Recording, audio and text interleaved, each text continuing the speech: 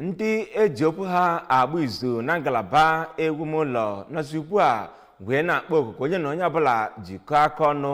iji wee hụ na enwere nnọọ gburugburu dị larịị ga-atọwanye otu obibi dịka otu agwụjikọrọ ndị ọrụ akitekt n'ala anya bụ Naịjirịa ngalaba ha nke Anambra steeti chịkọbara nnukwute ọgbakọ ha na-adị eme kwa afọ ọbụla. Kachibụzọ Okoye ọzọkwa kọtọpụrụ gị akụkọ a.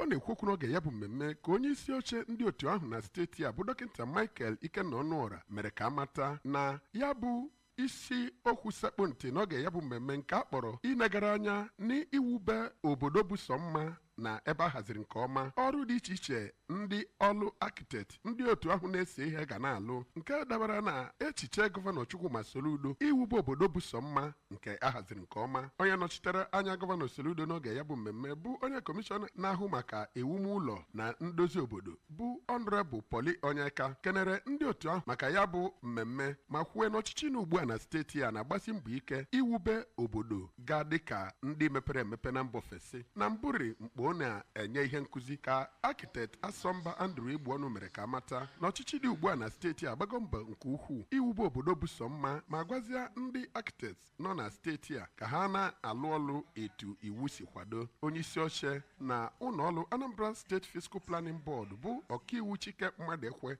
nakwa akitekt Okeze Obi nyekwere ihe nkụzi dị iche iche n'oge emere ya bụ mmemme ma kọwaa mkpa dị iche iche ndị ahụ na-ese ihe eserese bara n'ọlụ ewumewu site n'Ọka. Aha m bụ Chibụzọ Okoye maka akụkọ ụwa ABA.